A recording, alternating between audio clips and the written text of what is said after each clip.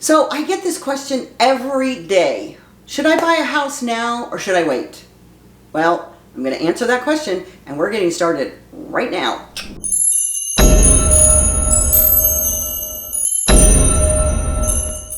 Welcome back, y'all. I'm Debbie Dobbins, your host for this episode of your Wichita Falls. And if you pay any attention to this channel or you subscribe, you know that I'm a real estate agent. I'm a mortgage broker. I invest. I know tons about the economy because I've been studying it for decades. I'm here to clear up some buying myths for you buyers right now. Because this question of should I buy a house right now, especially with inflation and interest rates, oh my gosh, I can't, I'm gonna wait. And every time somebody decides they wanna wait, guess what? Something else comes around the corner. So let's talk about this. The Federal Reserve is not my favorite topic, but they're working really hard, or so they say, to bring down inflation. Inflation's up at 8% and they want to bring it down to 2%, and they're doing it through interest rates. And I'm going to do a whole video on my commentary on the Fed and inflation and all of that. But the latest data shows that this inflation rate is still going up. It's not coming down. Well, what is inflation? I'm going to do a video on inflation because a lot of people don't really understand what it is. With this correction that the Fed is trying to implement, you are no doubt feeling the pinch on your wallet. Now, the gas prices have come down. Well, that's great. So you still feel gas prices at the pump a little, iffy, subject to change. The grocery store prices have not come down. So you're feeling it there. You're feeling it at the department stores. You're feeling it when you buy clothes. You're feeling it when you buy school supplies.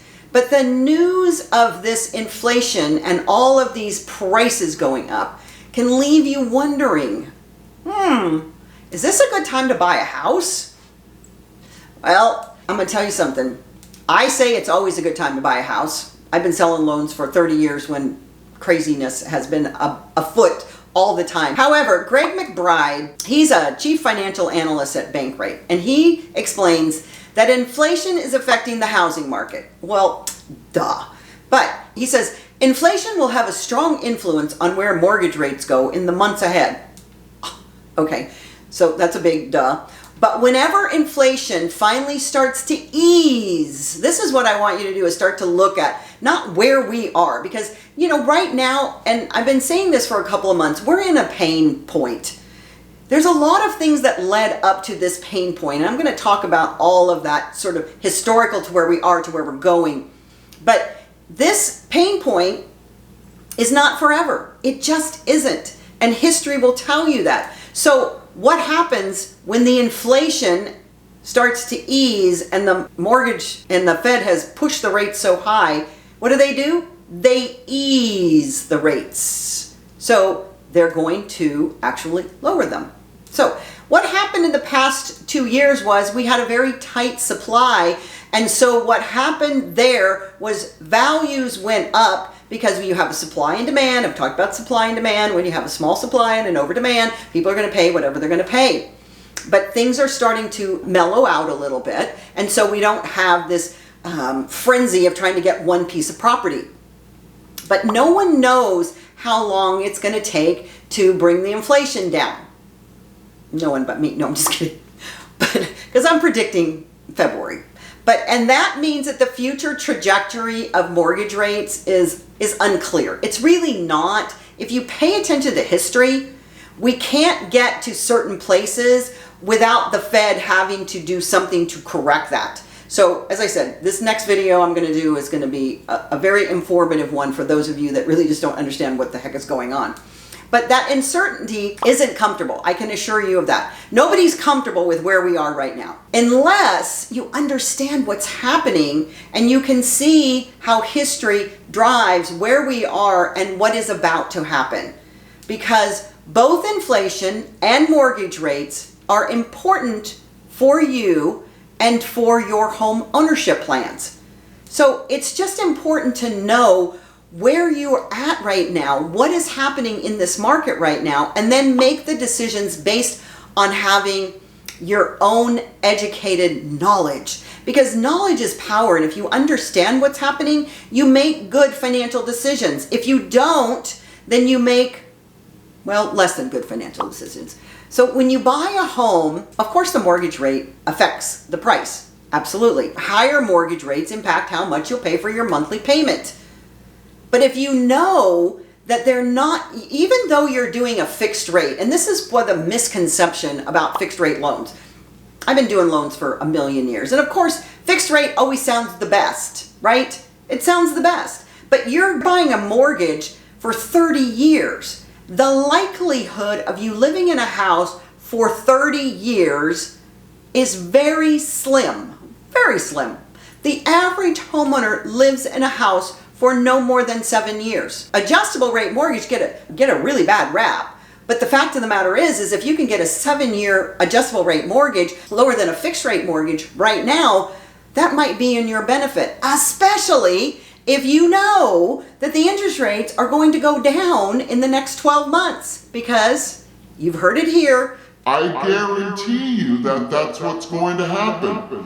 I guarantee you that that's what's going to happen. I'm going to say it again. I guarantee you that that's what's going to happen, because the Fed cannot allow a recession to continue.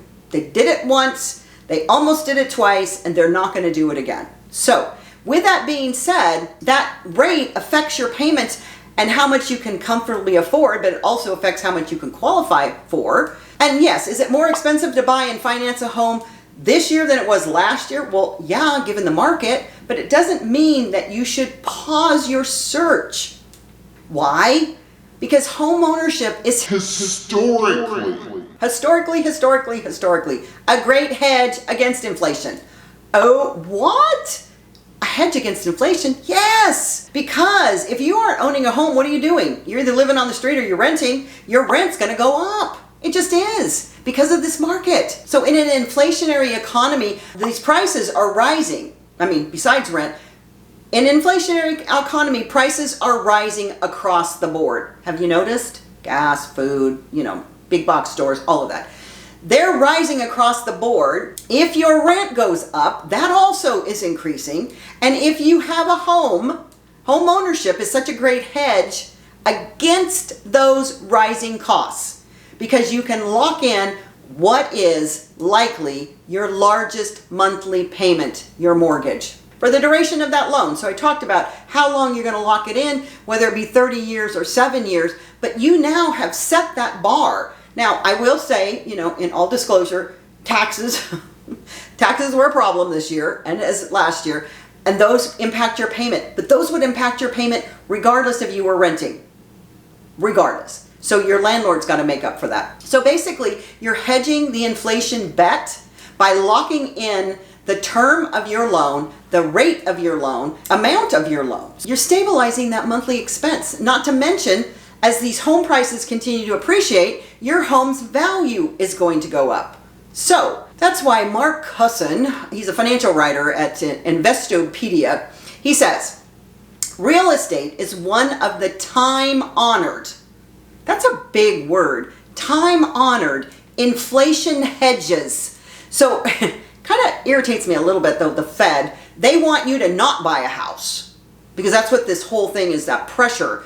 They want you to not buy a house and create this chaos, but it hedges against inflation. It's a tangible asset, and those tend to hold their value when inflation reigns, unlike paper assets, which are those things that you buy on the stock market.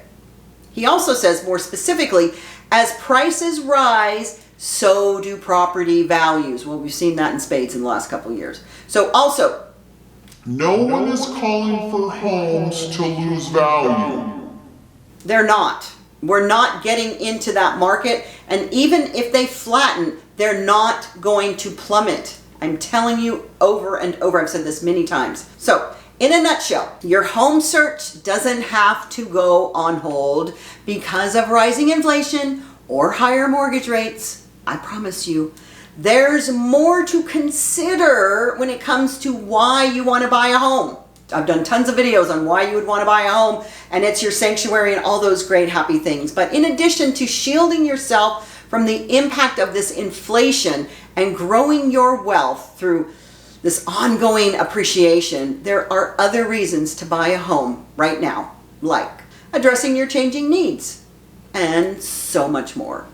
And if you want to know more about those types of things, there's videos that you can watch on this channel. I'm telling you, homeownership is the absolute best thing that you can ever do for yourself, no matter what is happening in the economy. So what's the bottom line? It's one of the best decisions that you can make in an inflationary economy. You get the benefit of the added security of owning your home in a time when experts are forecasting prices to continue to rise. And I've done a video on that, so stay tuned, because I'm going to predict what's happening in next year's real estate market. So you don't want to miss that.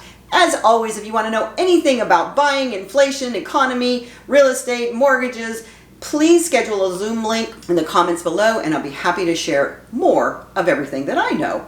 As I always say, y'all come back now. You hear?